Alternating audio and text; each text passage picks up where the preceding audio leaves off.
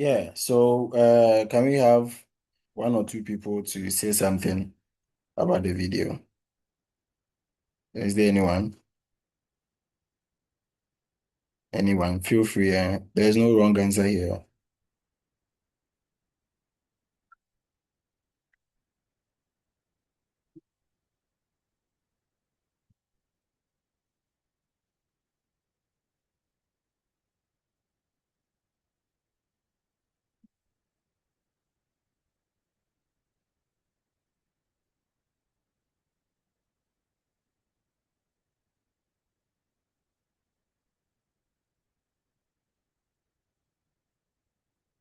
Anyone?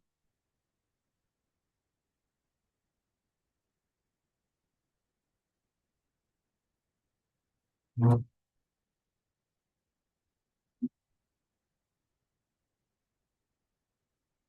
Yeah, someone is asking that could it be that he was watching fighting movies? That's why he says he wants to be a murderer.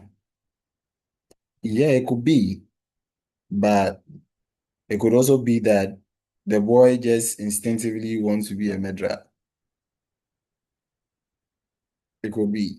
Some can explain it from the biological point of view.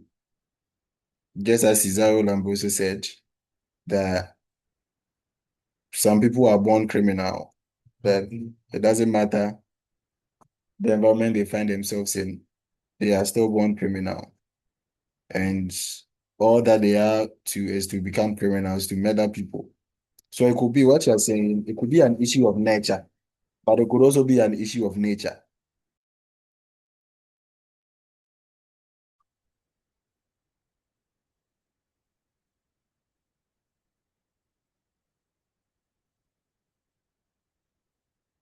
Yeah, so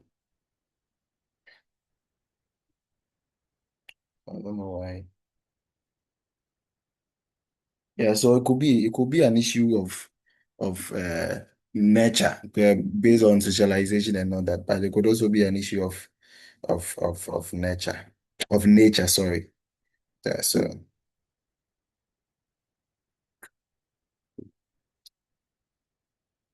Gonna be. Okay. Now, so nature and am I recording? Yeah, I'm recording. Nature or heredity versus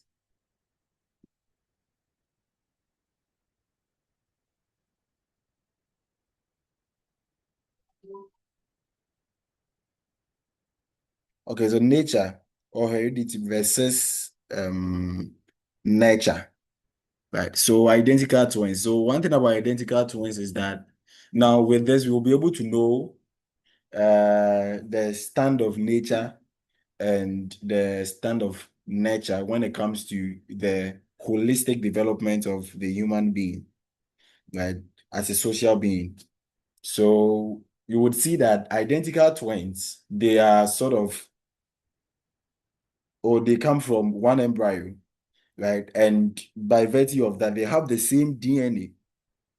You understand? And it's the DNA that you have that determines all your biological makeups and the DNA that you have. So you see that these people, they have the same DNA, the same look. There's just some slight difference that you see in their looks and all that. But when it comes to the issue of biological makeup, their DNA and all that, they share the same thing. But you will see that the issue of Jack and Oscar, you would realize that just by virtue of the different or the diverse environment these twins found themselves in, their social orientations changed, despite the fact that they had the same biological makeup. You understand? But that does actually mean that issue of nature is not of utmost importance. It's the same as you saying that let us choose between breathing in and breathing out. Which one is more important? Can someone tell me breathing in and breathing out, which one is more important?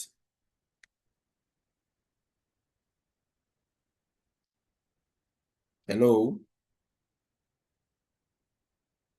Please, I want the class to be very engaging. So breathing in and breathing out, Which one is more important?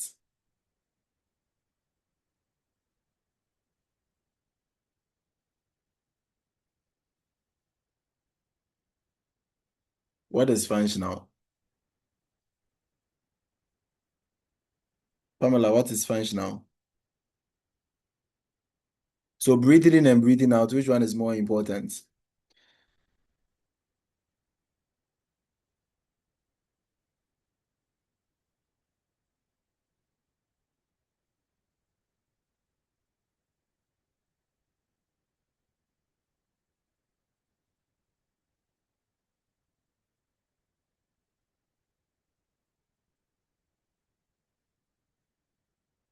Breathing in and breathing out. Is there anyone here? Good. Pamela is saying that they are both important. And that is the same thing that applies to issue of nature and nature. You see, the issue of the biological makeup gives the foundation for socialization. Besides, what is the essence of socialization if there is no biological makeup? So it's about issue of inputs and processing.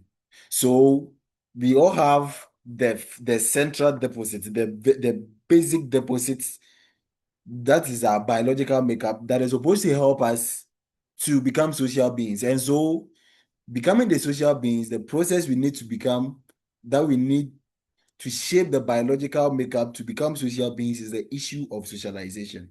So saying that socialization is of utmost importance than the biological makeup is saying that the socialization can stand on its own without the biological makeup, which is not done.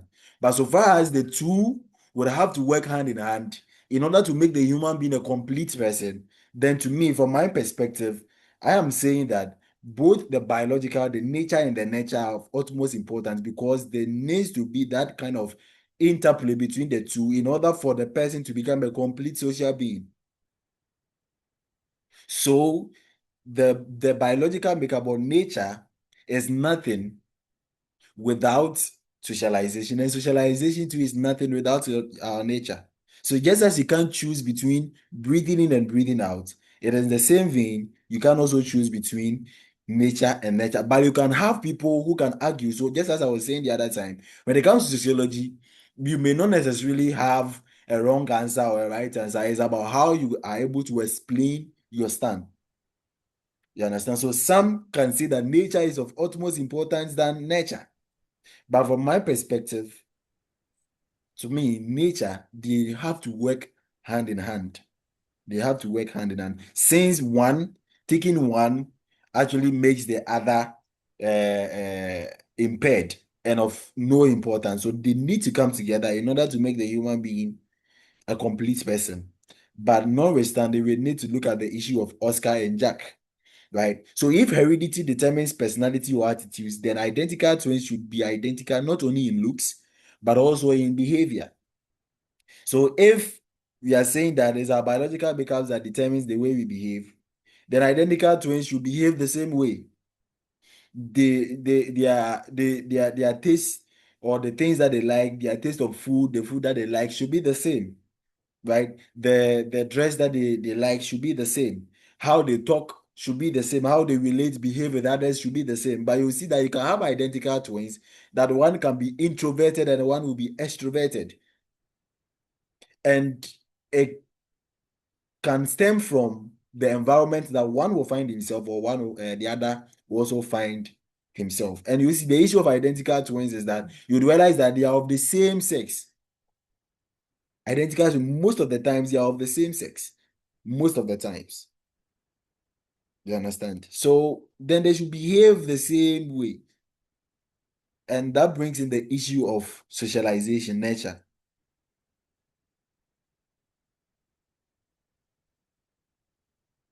So the fascinating case of Oxa and Jack help us to understand the mystery as to how social experiences take precedence over biology. Right? So Oscar and Jack are identical twins born in 1923 to a Jewish father and a Catholic mother, but were separated after their parents divorced. Oscar was raised in Czech by his mother and was a strict Catholic. Jack was also raised in Trinidad by his father. Oscar, also when Oscar was a toddler, Hitler annexed the area and he learned to love Hitler and hates the Jews. You know, there is this banter between the Jews and the German people and all that. So those who were of the Nazis ideology, right? And because Oscar was staying with the mother, or Oscar uh, tend to became acquainted with the issues or became acquainted with the primary dictates of Hitler and thereby hating the Jews. But you will see that Jack, because Jack was raised by his father, Jack also had a different orientation altogether. So you'd see that Jack was raised in Trinidad by the father, learned loyalty to the Jews and hated Hitler and the Nazi. And he later lived in Israel with the dad. So in 1979, when they were 47 years old, they were brought together and researchers found differences between them. So not only did Oscar and Jack hold different attitudes towards the war, Hitler and the Jews, but their basic orientation to life also differed.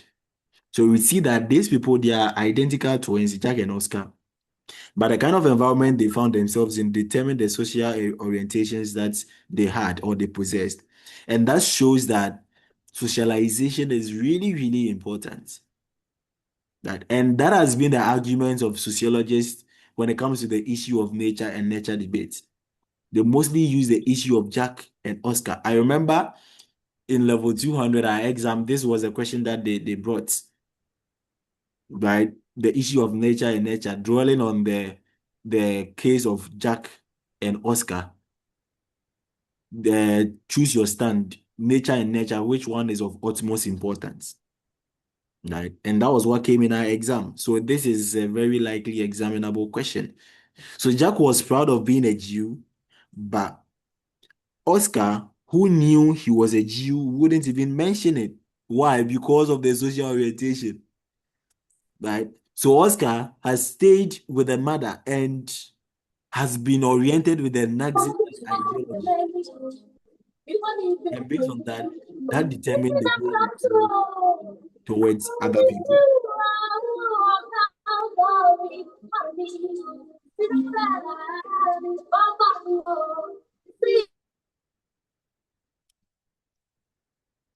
So, in politics, Oscar was conservative while Jack was liberal. Oscar enjoyed leisure while Jack was workaholic. Why? Because of the cultural orientation they were exposed to. The above would seem to settle the matter, but there was another side, as the researchers also found that Oscar and Jack had both excelled at sports as children, but had difficulty with mathematics.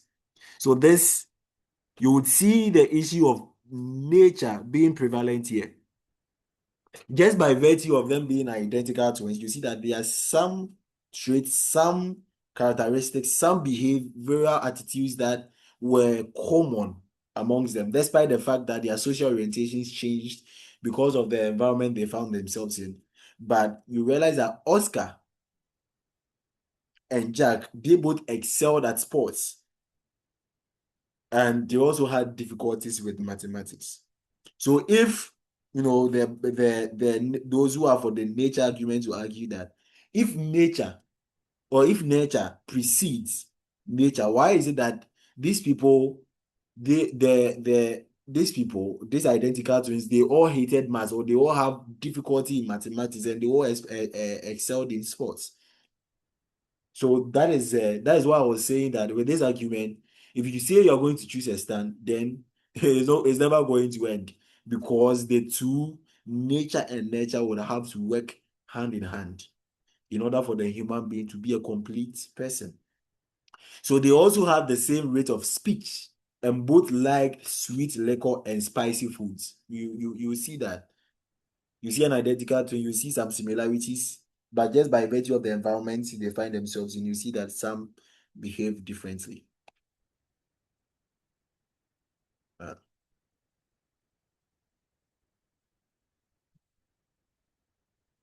So that is so now, is it the heredity or the environment? How much influence does each one have on us?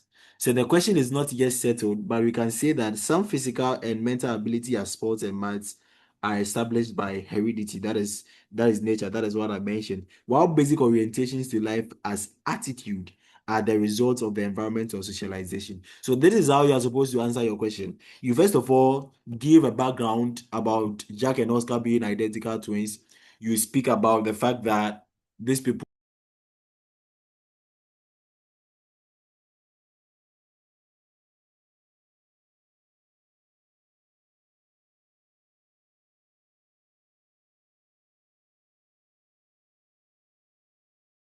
So yeah, it was my network. So let's continue. So when a question like this is thrown at you, right? This is how you're supposed to answer it, especially issue of Jack and Oscar. You talk about their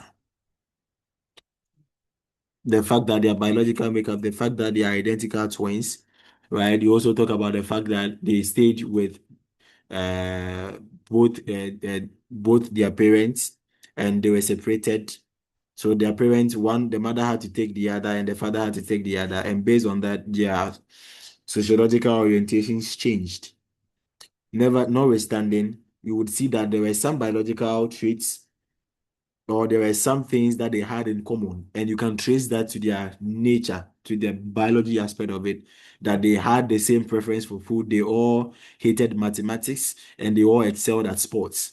So this is how you're supposed to answer the question. Then you can come and give a conclusion based on the point or the side that you can buttress with so much evidence. You can take a stand, or you can decide to go neutral. To me, my exam, I went neutral where I made mention of the fact that the two would have to work hand in hand in order for the person to become a complete social being. So this is how you tackle a question like this. And you see the issue of institutionalized children also bring and highlights the issue of socialization when it comes to a human being becoming or a person becoming a biological being. You can also talk about isolated children. So one classical case of an isolated child is Isabella, whose mother was deaf and dumb and kept her in a dark room. You would realize that. So Isabella, she was discovered in 1993, 1938, when she was about 6.5 years old and could not talk but made gestures, right? So her behavior towards strangers, especially men, was almost that of a wild animal, and her speech was a strange croaking sound. That is what I mentioned. That the biological makeup is there. But you see that because this lady was isolated, this child was isolated, you'd realize that she couldn't speak our human language. And you will see that that is an issue of socialization over there. Because socialization hadn't taken place, this child didn't get the chance to socialize and mingle with other human beings. So you could realize that she behaved like a wild animal. Her legs were so bowed that as she stood erect, the soles of her shoes nearly flat together because nobody taught her how to walk. She never experiences the issue of being a toddler. She never had that experience. Issue of socialization. 2 years after her discovery, followed by intensive training and rehabilitation, she was able to reach the intellectual level normal for her age. So that should tell you that despite the fact that biological makeup is very important, the socialization aspect is of very, very, very of utmost importance as well. That is a clear example. So now when you meet Cesaro Lambroso that is saying that some people are born criminal, you can now tell him that no, it's not, you can't link the human behavior solely to the biological makeup of the person. What is the position of the environment? The environment shape us so much so that we may not even be aware of it. You understand? You realize that when, because of the kind of friends that you have, you ended up behaving like those friends, even without you being intentional about it. That is the importance of the environment on us as social beings. So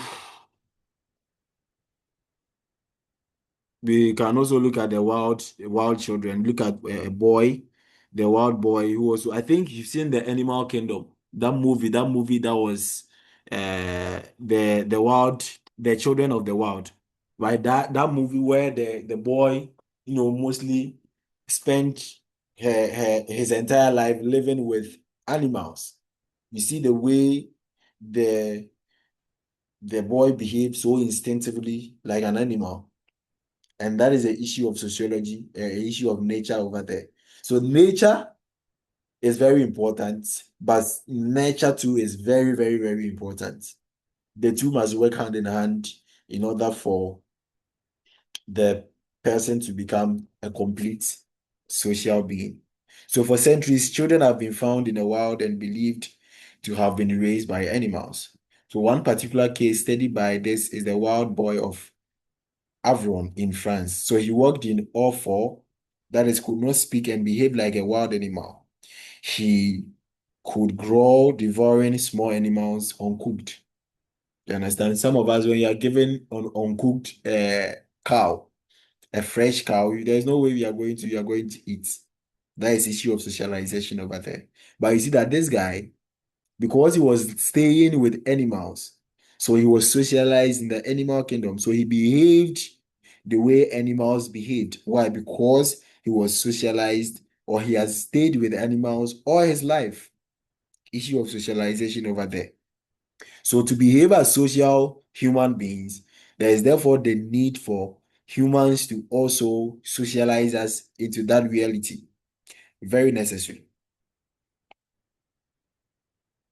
So if animals really raise children, then sociological question is if we are untouched by society, would we be like feral children? Would we also have behaved instinctively like any other animal? So if we are untouched by the society, so by nature, would our behavior be like that of animals? This is where the relevant socialization comes in. I've mentioned this countless times. So issue of Isabella. So one basic explanation is that both cases, there was no human interaction as they were socially neglected. You see, they were without regular interactions like holding, hugging. They didn't know how to walk, speak, eat, play, or interact, or even understand the world around them. So, from a sociological point of view, Isabella and the wild boy of Avron had not been socialized or never had contact with normal functioning human society. Now, when you are saying they had not been socialized, we are saying that they had not been socialized by humans. But you see that when it comes to socialization, they were socialized by the animals. You understand? So that is why they behaved like other animals do, instinctively, by their biological makeup. But they were not socialized in the society, and so they couldn't fit in the society at large. And as I mentioned, the goal of socialization is to give us identity, to make us fit in the society. And so you can't do that without having an interaction with human beings, very necessary. So we all need families and communities to be transformed into human beings. Very, very necessary. Now, last on our list, you can look at the agencies and agents of socialization. Right. So socialization is undertaken by many groups and individuals considered as agencies and agents. So the larger organization groups and institutions such as families, schools, churches, places, workplaces is what we call the agencies of socialization. So when you take the school as an agency of socialization, in it you have participants, individuals in it who are the agents of socialization. So we have teachers, we have students, we have headmasters, all these people in the agency, school as an agency of socialization is what we call the agents of socialization. So we need to look at that. When you take the family, you can mention family as an agency. You can mention the father as an agent. You can mention your siblings. You can mention your grandmother, your grandfather as an agent of socialization. And they all have a way of shaping us. You see, in the family, there are certain things that your grandmother can teach you, your mother can never ever teach you. There are certain things that your father can teach you, your mother can never ever teach you. And that is the agents of socialization. So you need to know the agents of socialization. You can also take your peer group as an example, right? The friends that you have, you can take them as an example. So the activities that you do, they all have a way of shaping our world. So you can't talk about socialization without talking about the agencies and agents of socialization. So family as an agent or agency of socialization. So the family is considered the most basic agency of socialization since it is the unit into which individuals are born and have their first contact. So we all have our first contact into a family. You understand? And it is family is considered the basic socialization agency. And in it, you have the father, you have the mother playing the role of an agent of socialization. You understand? And so you can't have the agent of socialization without having the agency of the socialization. In the same vein, just as you can't have a social structure without having social institutions, and you can't have a social institution without having a social structure, is in the same vein. You understand? So that is how it works. So, however, the function of the family have been changing or declining over the years. You understand? So you see that the family institution, you see from a simple society point of view, where the family was more of a communal thing. You looked at the extended family, but in our world right now, where modernization is, becoming rampant, you see that when we are talking about family, we are mostly talking about the nuclear family. And when we are doing things that will suit the need of our nuclear family instead of our extended family. You see the transformation that the family is going through, right? You see that.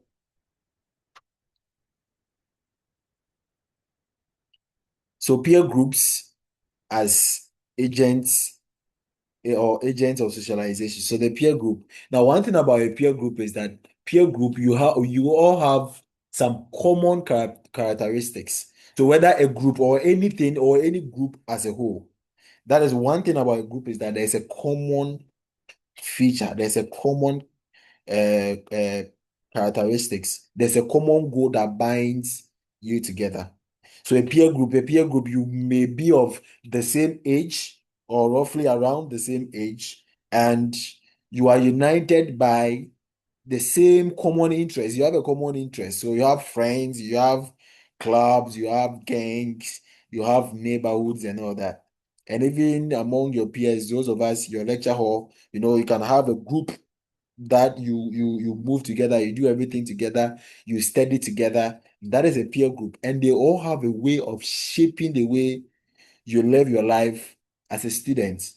There are some of us without our peers, we will not learn. They are the ones that puts us on our toes, help us to be able to study. So you can't study socialization without making mention of peer group, because a peer group can influence us so much so that our family may not influence us to that particular level. You understand? So the peer group is really, really, really, really important. There are some of us that we take so pride and we are okay talking to our issues in life with our peers rather than our family members. So peer groups is of utmost importance. So you need to look at they are united by a common interest. So they are individuals roughly of the same age, united by a common interest. That is what a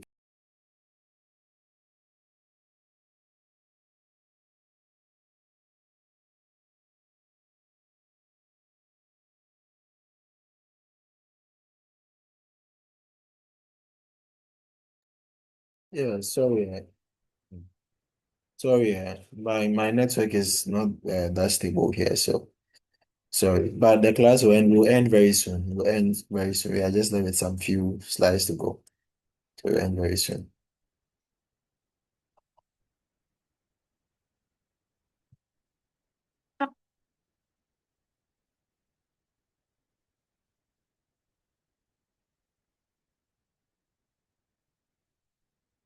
Right. So I've mentioned peer group and religious schools. You can also talk about schools as agents of socialization, right? So another major source of socialization is the schools. Very important, right? So as your children enter a school, it becomes the main competitor with the family for the child's attention until it leaves. So you realize that after your first point of contact with the family, the next is the school. You know, those who go to kindergartens and what have you, you see that your family values will be challenged as you relate with other children. You understand? So the school has a way of also shaping us, and the school challenges. So when were the days where parents can, go to a particular teacher and tell the teacher to discipline their children for them? You understand? But now with socialization and age of reasoning, you realize that now it is considered a criminal act to beat a child. You understand? And that is how the social change is also affecting all these institutions. So with time, we learn about social change and how the social institutions have been affected by social change, and some of the things about the institution that still endures, and some of them that have been subjected to changes. We will learn all those things. So the school is also an agent of a social institution, agency of a social institution. So when we come to the school, you see the teachers as an agent of a social institution and all that. We can also have the religious agent as an agency, and the religion as an agency of social institution. Yeah, you have the church as an agency of social institution. In the church, you have the pastor, you have the choristers, you have the financial secretary, you have the women's ministry head. You have all the members as agents in the agency of that particular church. You understand? So all these are the agencies and the agents of social institutions. You have the mass media. The mass media is very, very important. In level 300, when you are learning classical theory, or sorry, critical theory. Critical theory is a build-up on the conflict theory. That they were mainly influenced by the ideas of Karl Marx. Right? So you would see how the bourgeoisie, those who own the means of production, they've used the media as a means of maintaining the hegemony of the season, of maintaining the status quo. So you see the social media also playing a role of socialization over there. Now, when you go to the media, is what the bourgeoisie wants you to hear.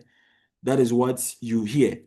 You understand? We learn a lot of things as children from social media, where we actually learn a lot of things on social media.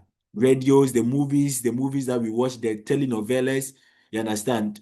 You can have children that say that me I'm a B, and the girl will say that me I'm Pragya. And all these things, how were they able to know that the social media, TVs that they were watching, the news, the magazines, the books that they are all reading, they are all part of the media, you understand? So they also shape our lives, behaviors, and dressing and perceptions of many issues. Some of us, we want to become social media influencers. We want to influence the way people dress, the kind of food that people eat. And yeah, we also tend to be influenced by others as well. And those are the issues of social media. So with time, we will talk about all those issues. Like the workplace too can also be considered as an agency of socialization. And the agents, you have the human resource manager, you have the co-workers, they are all part of the agents of socialization. Now, negative socialization, that is the last thing you are going to talk about. So one can be socialized to hate, right? So one can also be socialized to imbibed stereotypes that there are people just based on the family that you find yourself in, you will tend to hate other people. For example, the issue of Jack and Oxer, you would realize that Oscar tend to hate the Jews, right? Because of orientation that he was exposed to. You understand? So he was trained to be so adamant to hate anything concerning the Jews, whilst the other brother was also trained to hate the issues of the Nazi and Adolf Hitler. So that is what we call negative socialization, being socialized to hate, being socialized to imbibe stereotypes. That is what we call negative socialization. So ethnocentrism, women in the kitchen, is also an aspect of negative socialization. Understand? So that is it. So sample question: identify and discuss what you consider to be the three most significant agents of socialization in the Ghanaian society today, and give reasons for your choice. So I would be expecting this from you. You can try your hands on them and you can forward them to me, and I'll review and share my thoughts. That is a way, that is how I can, help you out. So try your hands on this question. You can type, you can write, and just share, just scan and share with me, and I'll go through and give my assessment on that. So this is where we are going to end our class when it comes to issues of socialization and the humanizing process. In our next lecture, hopefully tomorrow, we will. Okay, Emanuela, you can talk. For um the sample question, we have solved it in class, like we have done it.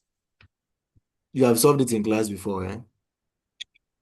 Oh, okay. So then I'll try and get you a question on this particular lecture and any of the lecture that we have done so that you try your hands on them. You can share them with me. You see, it's not compulsory, but you can share them with me. It's for your own good.